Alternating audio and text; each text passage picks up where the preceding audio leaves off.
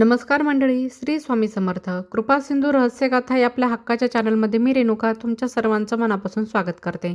मंडळी, श्रावण महिना सुरू झाला की घराघरामध्ये भक्ती, पूजा, जप, तप, व्रतवैकल्य हे वातावरण निर्माण होते.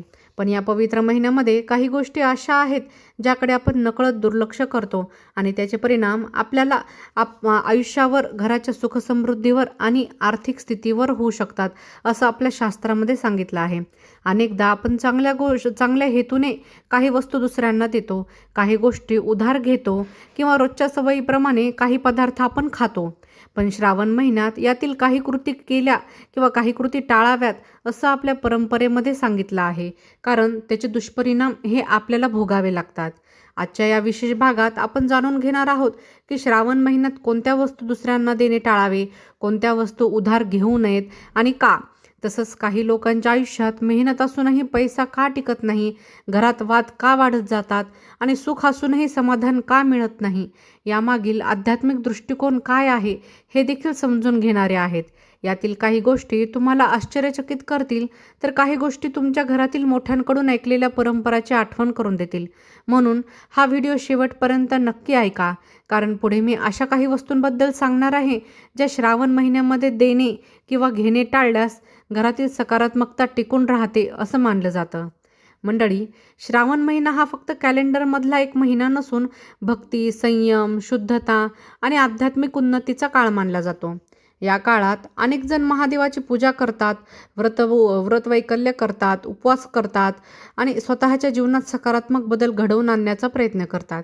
अशा या पवित्र काळात आपल्या वागणुकीत, बोलण्यात आणि दैनंदिन सवयीमध्येही काही प्रमाणामध्ये जागरूकता ठेवणे आवश्यक मानले जाते.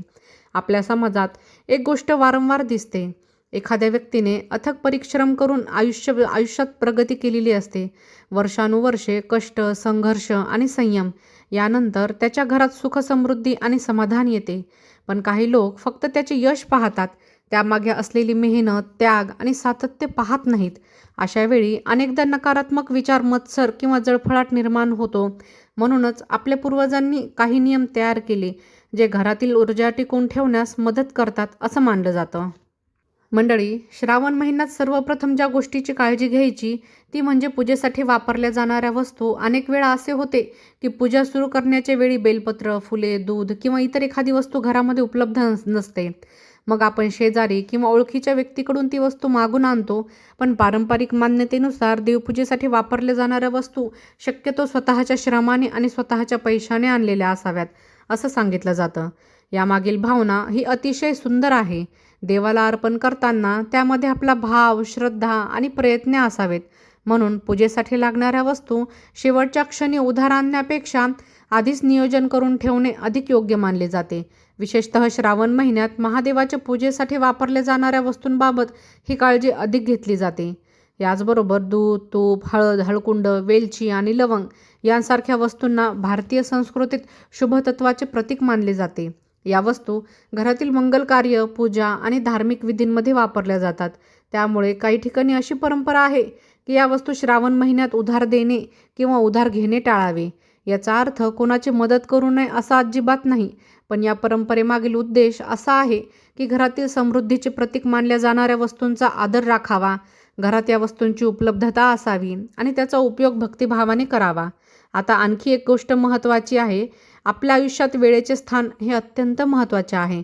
प्रत्येक व्यक्तीच्या आयुष्यात चांगले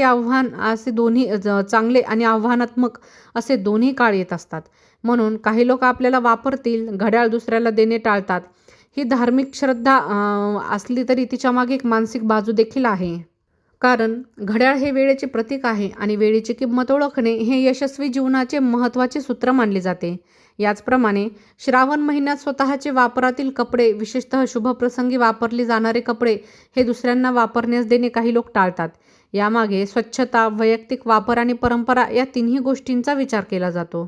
मंडळी, यातील प्रत्येक गोष्टीकडे अंधश्रद्धा म्हणून पाहण्यापेक्षा आपल्या संस्कृतीतील एक परंपरा आणि जीवनशैलीचा भाग म्हणून पाहिले तर त्यातील अनेक अर्थ समजतात. काही नियम आध्यात्मिक आहेत तर काही मानसिक आहेत, तर काही आरोग्य आणि स्वच्छतेशी संबंधित आहेत. आता पुढे आपण जाणून घेणार आहोत की श्रावण महिन्यामध्ये पैसे उधार देण्याबाबत काय सांगितले जाते, विवाहित महिलांनी कोणत्या गोष्टींची विशेष काळजी घ्यावी, तसेच श्रावणामध्ये कोणते पदार्थ टाळावेत, त्यामागील धार्मिक तसेच आरोग्यविषयक कारणे कोणती आहेत. या माहितीमध्ये काही अतिशय महत्त्वाच्या गोष्टी आहेत ज्या प्रत्येक कुटुंबाने जाणून घेणे आवश्यक आहे. मंडळी, श्रावण महिन्यात आणखी कोणत्या गोष्टींकडे विशेष लक्ष द्यावे लागते? तर अनेक लोकांच्या मनामध्ये एक प्रश्न असतो की श्रावणात पैसे उधार देऊ नयेत असे का सांगितले जाते. यामागे धार्मिक श्रद्धा असली तरी त्यामध्ये व्यावहारिक शहाणपणा देखील आहे. आपण सर्वजण मेहनत करून पैसा कमवतो. प्रत्येक रुपयामागे आपला वेळ, परिश्रम आणि संघर्ष असतो. म्हणूनच पैशाला लक्ष्मीचे स्वरूप मानले गेले आहे. श्रावण महिना शक्यतो अनावश्यक आर्थिक व्यवहार टाळावेत असे अनेक ज्येष्ठ सांगतात. कारण अनेकदा भावनेच्या भरात दिलेले पैसे हे परत मिळत नाहीत आणि त्यातून नातेसंबंधात कटुता निर्माण होते. विशेषतः वारंवार उधार मागण्याची सवय ठेवतात त्यांच्याबाबत अधिक सावध राहावे.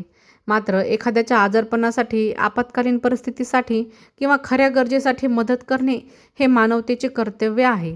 त्यामुळे विवेकाने निर्णय घेणे हे आवश्यक आहे. याचबरोबर विवाहित महिलांसाठी काही गोष्टी विशेष सांगितल्या आहेत. मंगळसूत्र, बांगड्या, कुंकू, जोडवे आणि इतर सौभाग्य चिन्ह ही फक्त दागिने नसून वैवाहिक जीवनाच्या मंगलतेची प्रतीक मानले जातात. म्हणून पारंपरिक मान्यतेनुसार ही सौभाग्याची चिन्हे एकमेकींमध्ये देवाणघेवाण करणे टाळावे असं सांगितलं जातं. यामागील मूळ भावना म्हणजे आपल्या सौभाग्य चिन्हाचा आदर राखणे आणि त्यांचे पावित्र्य जपणे. मंडळी, श्रावण महिन्यात आणखी एक सुंदर परंपरा आहे. घराच्या दारात एखादी गाय, कुत्रा, पक्षी किंवा इतर कोणताही प्राणी आला तर त्याला शक्य असेल ते अन्न पाणी द्यावे. आपल्या संस्कृतीत सर्व जीवांमध्ये ईश्वराचे अस्तित्व मानले गेले आहे. त्यामुळे या महिन्यात दया, करुणा आणि सेवाभाव वाढवण्यावर भर दिला जातो. एखाद्या भुकेल्या जीवाला अन्न देणे हे देखील पुण्यकर्म मानले जाते. आता आपण या विषयाकडे वळूया ज्याबद्दल अनेकांना उत्सुकता आहे. श्रावण महिन्यात काही पदार्थ का टाळले जातात? फक्त धार्मिक कारणे आहेत की त्यामागे आरोग्यशास्त्रही आहे? तर सर्वात पहिलं म्हणजे मांसाहार. श्रावण महिन्यात बहुतांश लोक मांसाहार टाळतात. धार्मिक दृष्टिकोनातून हा महिना सात्विकता वाढवण्याचा काळ मानला जातो, पण यामागे आरोग्यदृष्टीही काही कारणे आहेत. पावसाळ्याच्या दिवसात वातावरणामध्ये आर्द्रता वाढते, अनेक संसर्गजन्य आजार पसरतात आणि अन्न लवकर खराब होण्याची शक्यता असते. त्यामुळे हलका आणि पचायला सोपा आहार घेण्याचा सल्ला दिला जातो. माशांबाबत देखील काही ठिकाणी विशेष नियम पाळले जातात, कारण अनेक जलचरांच्या प्रजननाचा काळ असतो. त्यामुळे पर्यावरणीय संतुलन राखण्यासाठी काही समाजामध्ये या काळात मासे खाणे टाळले जाते. यामुळे निसर्गचक्राला मदत होते अशी भावना आहे. मंडळी, आता पालेभाज्यांविषयी बोलूया. अनेकांना आश्चर्य वाटते की आरोग्यासाठी चांगल्या मानल्या जाणाऱ्या पालेभाज्या श्रावणामध्ये का टाळल्या जातात. यामागे आरोग्यशास्त्रीय कारण सांगितले जाते. पावसाळ्यात ओलावा जास्त असल्यामुळे पालेभाज्यांवर सूक्ष्मजंतू, आळ्या आणि कीटकांची वाढ होण्याची शक्यता वाढते. योग्य स्वच्छता न केल्यास याचा आरोग्यावर परिणाम होऊ शकतो. म्हणूनच पूर्वीच्या काळी काही दिवस पालेभाज्यांचे सेवन कमी करण्याची प्रथा होती. पालक, मेथी, चाकवत, लाल भाजी यांसारख्या भाज्यांमध्ये पावसाळ्यात कीटक वाढण्याची शक्यता अधिक असते. तसंच कोबी, फ्लॉवर आणि वांगी यामध्येही काही वेळा सूक्ष्म कीटक आढळू शकतात. त्यामुळे पूर्वीच्या काळातील लोकांनी अनुभवातून काही नियम तयार केले आणि ते परंपरेच्या स्वरूपामध्ये पुढे आले. तथापि आजच्या काळात स्वच्छ धुणे, योग्य पद्धतीने शिजवणे आणि स्वच्छ अन्न वापरणे यामुळे अनेक गोष्टींचा धोका कमी होतो. त्यामुळे प्रत्येकाने आपल्या आरोग्यानुसार आणि श्रद्धेनुसार निर्णय घ्यावा. श्रावण महिन्याचा खरा संदेश हा भीती निर्माण करणे नसून जागरूकता निर्माण करणे हा आहे. हा महिना आपल्याला संयम, शिस्त, श्रद्धा आणि सकारात्मक विचार शिकवतो. आपल्या बोलण्यात गोडवा असावा, घरात वादविवाद टाळावेत, ज्येष्ठांचा आदर करावा, गरजूंना मदत करावी आणि मनामध्ये ईश्वरभक्ती ठेवावी. हेच या महिन्याचे खरे महत्त्व आहे. श्रावणातील प्रत्येक दिवस आपल्याला एक संधी देतो स्वतःमध्ये सुधारणा करण्याची, वाईट सवयी सोडण्याची आणि जीवन अधिक सुंदर बनवण्याची.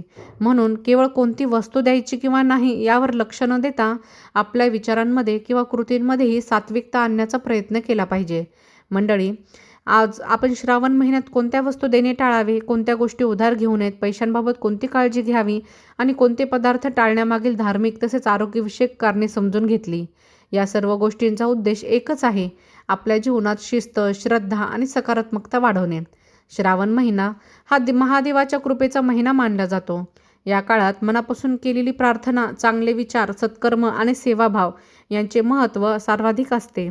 त्यामुळे कोणतीही गोष्ट अंधपणे न मानता तिच्या मागील भावना समजून घ्या आणि आपल्या श्रद्धेनुसार आचरणात आणा. जर ही माहिती तुम्हाला उपयुक्त वाटली असेल तर व्हिडिओला लाईक करा, आपल्या मित्रमैत्रिणींना आणि नातेवाईकांना शेअर करा आणि कमेंटमध्ये अवश्य लिहा. ओम नमः शिवाय. श्री स्वामी समर्थ.